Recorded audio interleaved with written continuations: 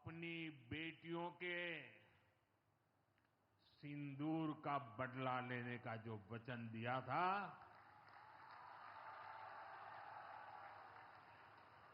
वो भी पूरा हुआ है। ये महादेव के आशीर्वाद से ही संभव हुआ है। मैं ऑपरेशन सिंदूर की सफलता को उनके चरणों में समर्पित करता हूं।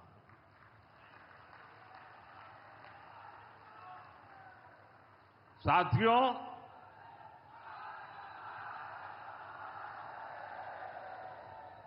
इन दिनों जब काशी में गंगा जल लेकर जाते हुए शिव भक्तों की तस्वीरें जब देखने का अवसर मिल रहा है, दिव्य तस्वीरें, और खासकर सावन के पहले सोमवार को जब हमारे यादव बंधु बाबा का जलाभिषेक करने निकलते थे, गौरी केदारेश्वर से कंधे पर गंगा जल लेकर यादव बंधुओं का समूह, कितना मनोरम दृश्य होता है। डमरू की आवाज, गलियों में कोलाहल, एक अद्भुत भाव विश्व पैदा होता है। मेरी भी बहुत इच्छा थी कि सावन के पवित्र महीने में बाबा विश्वनाथ और मार्कंडेय महादेव के दर्शन करूं, लेकिन मेरे वहां जाने से महादेव के भक्तों को असुविधा न हो, उनके दर्शन में बाधा न पड़े, इसलिए मैं आज यहीं से भोलेनाथ और मां गंगा को प्रणाम कर रहा हूं।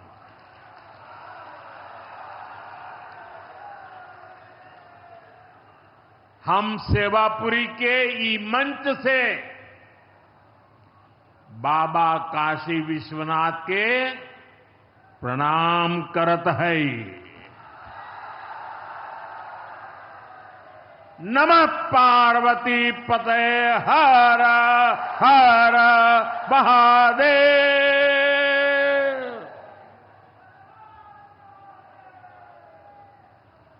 साथियों, कुछ दिनों पहले मैं तमिलनाडु में था। मैं वहां 1000 साल पुराने एक ऐतिहासिक मंदिर गया था, गंगईकोंडा चोलापुरम मंदिर। ये मंदिर देश की शैव परंपरा का एक प्राचीन केंद्र है। ये मंदिर हमारे देश के महान और प्रसिद्ध महान राजा राजेंद्र चोल ने बनवाया था। राजेंद्र चोल ने उत्तर भारत से गंगा जल मंगवाकर उत्तर को दक्षिण से जोड़ा था। 1000 साल पहले अपनी शिव भक्ति और शैव परंपरा के जरिए राजेंद्र चोल ने एक भारत श्रेष्ठ भारत का उद्घोष किया। आज काशी तमिल संगमम जैसे प्रयासों के जरिए हम उसे आगे बढ़ाने का एक नम्र प्रयास कर रहे हैं। और मैं जब अभी गंगईकोंडा चोलापुरम गया तो मेरे लिए बहुत संतोष की बात है कि 1000 साल बाद आपके आशीर्वाद से मैं भी गंगा जल लेकर वहां गया था। मां गंगा के आशीर्वाद से बहुत ही पवित्र माहौल में वहां पूजा संपन्न हुई। गंगा जल से वहां जलाभिषेक करने का सौभाग्य प्राप्त हुआ। साथियों, जीवन में ऐसे अवसर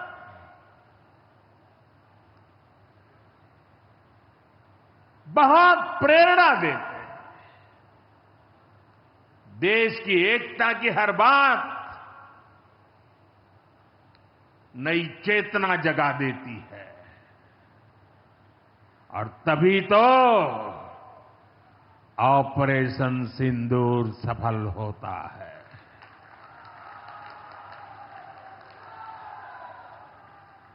एक 140 करोड़ देशवासियों की एकता ऑपरेशन सिंदूर की ताकत बन जाती है। साथियों, ऑपरेशन सिंदूर जवानों के पराक्रम का वो पल और आज किसानों को प्रणाम करने का अवसर। आज यहां एक विराट किसान उत्सव का आयोजन हो रहा है।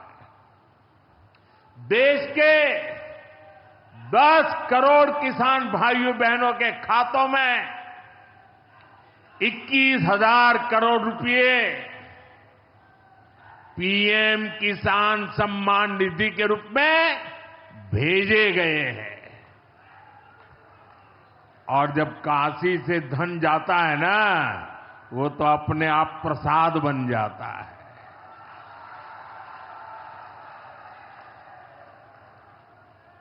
₹21,000 करोड़ रुपया किसानों के खाते में जमा।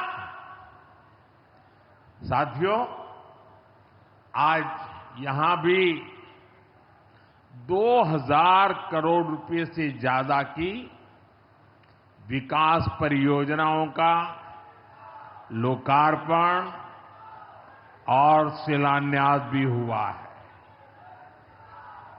बाबा के आशीर्वाद से काशी में विकास की अविरल धारा मां गंगा के साथ साथ आगे बढ़ रही है। मैं आप सभी को, देश के किसानों को बहुत बहुत बधाई देता हूं। अभी कुछ ही दिन पहले काशी में सांसद टूरिस्ट गाइड प्रतियोगिता भी आयोजित की गई थी। यानी स्पर्धा के द्वारा स्किल डेवलपमेंट, स्वयं प्रयास से स्किल डेवलपमेंट, उसके अनेक प्रयोग आज काशी की भूमि में हो रहे हैं। आने वाले दिनों में काशी सांसद फोटोग्राफी प्रतियोगिता, सांसद रोजगार मेला समेत कई और आयोजन भी होने वाले हैं। मैं यहां सरकार के सभी मुलाजिमों को, सरकार के सभी अधिकारियों को भी सार्वजनिक रूप से बहुत बहुत बधाई देता हूं, ताकि वे जनभागीदारी से युवा पीढ़ी को जोड़ करके ऐसे अद्भुत कार्यक्रमों की रचना करते हैं और सफलतापूर्वक उसको आगे बढ़ाते हैं। इस काम में जुड़े हुए सभी अधिकारी भी बहुत बहुत बधाई के पात्र हैं। जो ये प्रतियोगिता में हिस्सा ले रहे हैं उनको भी मेरी बहुत बहुत शुभकामनाएं हैं। साथियों, हमारी सरकार निरंतर किसानों की खुशहाली के लिए काम कर रही है। पहले की सरकारों में किसानों के नाम पर हुई एक घोषणा भी पूरी होना मुश्किल होता था, लेकिन भाजपा सरकार जो कहती है वो करके दिखाती है। आज पीएम किसान सम्मान निधि सरकार के पक्के इरादों का उदाहरण बन चुकी है।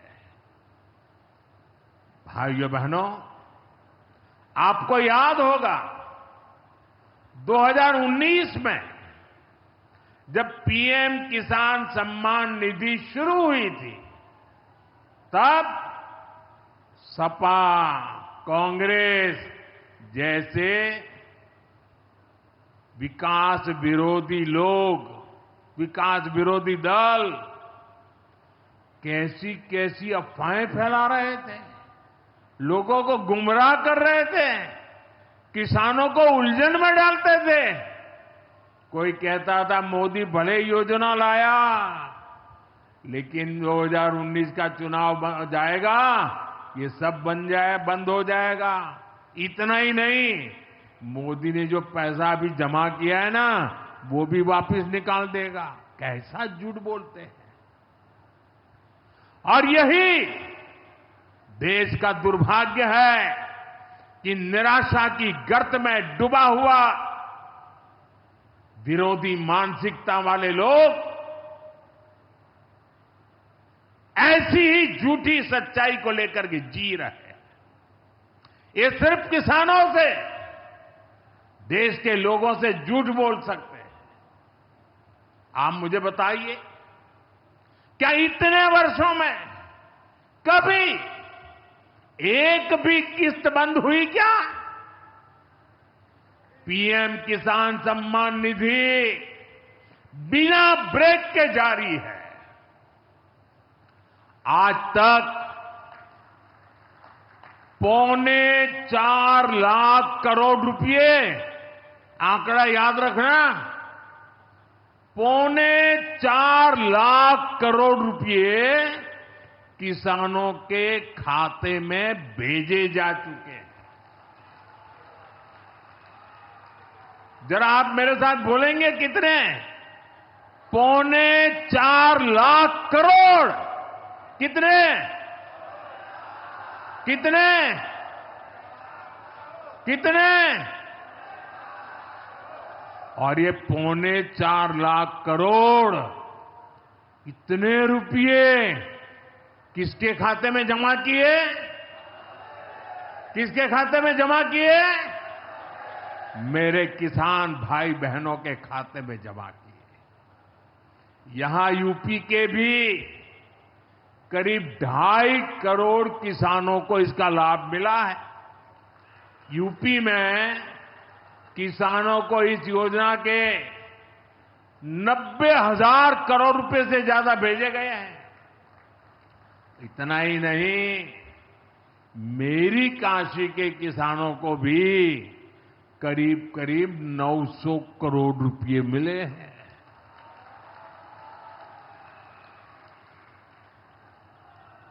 आपने ऐसा सांसद चुना कि आपके खाते में 900 करोड़ रुपया आया है। और इससे बड़ी बात, बिना किसी कट कमीशन के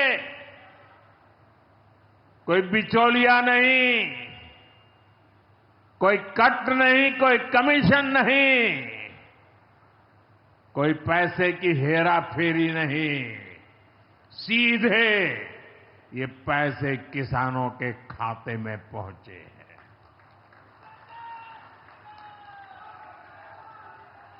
और मोदी ने ये परमानेंट व्यवस्था बना दी है। ना लीकेज होगी, न गरीब का हक छीना जाएगा।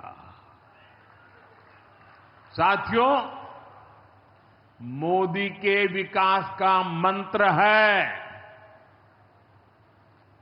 जो जितना पिछड़ा उसे उतनी ज्यादा प्राथमिकता। जो जितना पिछड़ा उसे ज्यादा प्राथमिकता। इस महीने केंद्र सरकार ने एक और बड़ी योजना को मंजूरी दी है। इसका नाम है प्रधानमंत्री धन धान्य कृषि योजना। इस योजना पर 24,000 करोड़ रुपए किसानों के कल्याण के लिए, कृषि व्यवस्था के लिए, कृषि विकास के लिए 24,000 करोड़ रुपए खर्च किए जाएंगे। देश के ऐसे जिले जो पिछली सरकारों की गलत नीतियों के कारण विकास की राह में पिछड़ गए, पिछड़े रह गए, जो कृषि उत्पादन भी कम हो रहा है, जहां किसानों की आमदनी भी कम है, अरे कोई पूछने वाला नहीं था, उन जिलों पर प्रधानमंत्री धन धान्य कृषि योजना का फोकस होगा। इससे यूपी के भी लाखों किसानों को फायदा होगा। साथियों, किसानों के जीवन में बदलाव के लिए, उनकी आय बढ़ाने के लिए, खेती पर होने वाला खर्च कम करने के लिए एनडीए सरकार पूरी शक्ति से काम कर रही है, पूरी ताकत लगा रही है। हम बीज से बाजार तक किसानों के साथ खड़े हैं। खेतों तक पानी पहुंचे, इसके लिए देश में लाखों करोड़ रुपए की सिंचाई योजना चलाई जा रही है। साथियों, किसानों के सामने एक बड़ी चुनौती मौसम की होती रही है। कभी ज्यादा बारिश हो गई, कभी ओला गिर गया, पाला पड़ गया। किसानों को इससे सुरक्षा देने के लिए पीएम फसल बीमा योजना शुरू हुई। इस योजना के तहत, यह आंकड़ा भी याद रखिए,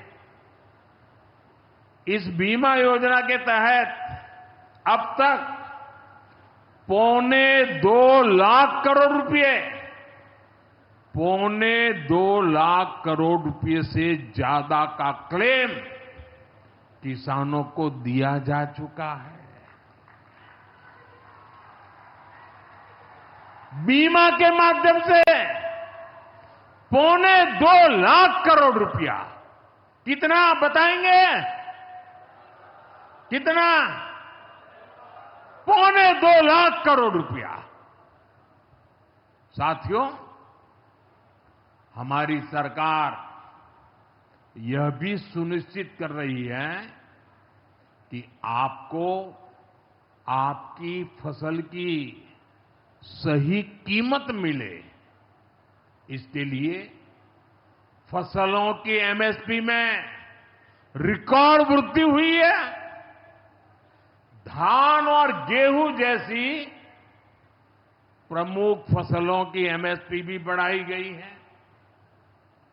आपकी उपज सुरक्षित रहे, इसलिए सरकार देश में हजारों नए गोदाम भी बनवा रही है। भाइयों बहनों, हमारा जोर कृषि अर्थव्यवस्था में महिलाओं की भागीदारी बढ़ाने पर भी है। हम लखपति दीदी अभियान चला रहे हैं। हमारा लक्ष्य देश में 3 करोड़ लखपति दीदी बनाने का है। 3 करोड़ लखपति दीदी। ये सपा वाले तो ये आंकड़ा सुनकर के ही साइकिल लेके भाग जाएंगे। अब तक 1.5 करोड़ से ज्यादा लखपति दीदी भी बन चुकी है। 3 करोड़ का लक्ष्य में से आधा काम पूरा कर लिया। 1.5 करोड़ गांव में काम करने वाली गरीब परिवार की, किसान परिवार की हमारी बहनें, 1.5 करोड़ बहनें लखपति दीदी बन जाए, ये बहुत बड़ा काम हो रहा है। सरकार के ड्रोन दीदी अभियान ने भी लाखों बहनों की आय बढ़ाई है। साथियों, हमारी सरकार कृषि से जुड़ी आधुनिक रिसर्च को खेतों तक पहुंचाने में भी जुटी है। इसके लिए मई और जून के महीने में खास तौर पर विकसित कृषि संकल्प अभियान चलाया गया। लैब से लैंड के मंत्र के साथ 1.25 करोड़ से अधिक किसानों से सीधा संवाद किया गया। हमारे देश में माना गया है और यह व्यवस्था भी है कि कृषि ये राज्य का विषय है और सही भी है, लेकिन उसके बावजूद भी भारत सरकार को लगा, एनडीए सरकार को लगा, मोदी सरकार को लगा कि भले विषय राज्य का हो, राज्य करे, कर पाए न कर पाए, बहुत से राज्य जो नहीं कर पाते हैं, तो हमने तय किया कि हम खुद भी कुछ करेंगे और करोड़ों किसानों के साथ सीधा संवाद किया।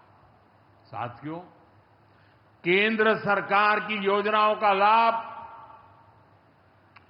आप सभी तक निरंतर पहुंचता रहे, इस दिशा में आज मुझे आपके साथ एक अहम जानकारी साझा करनी है और उसमें मुझे आपकी मदद भी चाहिए। यहां बैठे हुए लोगों की भी मदद चाहिए। आपको पता है, जनधन योजना के तहत देश में 55 करोड़ गरीबों के बैंक खाते खोले गए। जिनको कभी बैंक का दरवाजा देखने का सौभाग्य नहीं मिला था, ऐसे 55 करोड़ लोगों के खाते, ये मोदी को जब से आपने काम करने का अवसर दिया ना, मैं ये काम कर रहा था। 55 करोड़। अब इस योजना को हाल ही में 10 साल पूरे हुए हैं। अब बैंकिंग क्षेत्र का कुछ नियम है। वो नियम ये कहते हैं कि 10 साल बाद बैंक खातों का दोबारा से केवाईसी करना जरूरी होता है। एक प्रक्रिया पूरी करनी होती है। अब आप बैंक में जाएं, करें या न करें, पहले सब आपको करना होता है। अब मैंने थोड़ा आपका भार कम करने का बीड़ा उठाया है। तो मैंने बैंक वालों से कहा कि लोग आएं, केवाईसी करें, अच्छी बात है। हमें नागरिकों को हमेशा जागृत रखना चाहिए। लेकिन हम क्या एक अभियान चला सकते हैं? मैं आज रिजर्व बैंक का, हमारे देश की सभी बैंकों का, बैंक के सभी कर्ता धर्ताओं का हृदय से अभिनंदन करना चाहता हूं। आज उन्होंने एक ऐसा काम उठाया है जो हमें गर्व से भर देता है। बैंक के लोग इस 10 करोड़ लोगों को, अरे 10 साल के बाद ये 55 करोड़ लोग अपना फिर से रिव्यू करें, इसलिए केवाईसी जो करना है, इस काम को पूरा करने के लिए 1 जुलाई से देश भर में बहुत बड़ा अभियान चल रहा है। हमारे बैंक स्वयं हर ग्राम पंचायत तक पहुंच रहे हैं, वहां पर जाकर के मेला लगाते हैं। अब तक ऐसी करीब 1 लाख ग्राम पंचायत में बैंक अपने कैंप, अपना मेला लगा चुके हैं। लाखों लोगों ने दोबारा अपना केवाईसी भी करा लिया है और ये अभियान आगे भी चलने वाला है। मैं ऐसे हर साथी जिसका जनधन खाता है उससे आग्रह करूंगा कि वो फिर से अपना केवाईसी जरूर करा ले। साथियों, ग्राम पंचायतों में बैंक जो स्पेशल कैंप लगा रहे हैं, अभी भी लाखों पंचायतों का काम जारी है। मैं समझता हूं कि इन कैंप का फायदा उठाना चाहिए और उसके कई फायदे हैं। एक और फायदा भी है, इन कैंपों में प्रधानमंत्री सुरक्षा बीमा योजना, प्रधानमंत्री जीवन ज्योति बीमा योजना, अटल पेंशन योजना, ऐसी अनेक योजनाओं का रजिस्ट्रेशन भी हो रहा है। और ये बीमा तो ऐसा है कि एक चाय के खर्चे से भी कम खर्चा लग जाता है। ये योजनाएं आपकी बहुत मदद करती है। इसलिए बैंकों ने जो जितना बड़ा अभियान चलाया है, आप इसका बहुत फायदा लीजिए। पूरे देश के लोगों से मैं कहता हूं, आप इन कैंपों में जरूर जाइए। अब अगर आप अब तक इन योजनाओं से नहीं जुड़े हैं तो उनके लिए रजिस्ट्रेशन करवाइए और अपने जनधन खाते का केवाईसी भी कराइए। मैं भाजपा के और एनडीए के सभी प्रतिनिधियों से कहूंगा कि वो ज्यादा से ज्यादा लोगों को इस अभियान के प्रति जागरूक करें।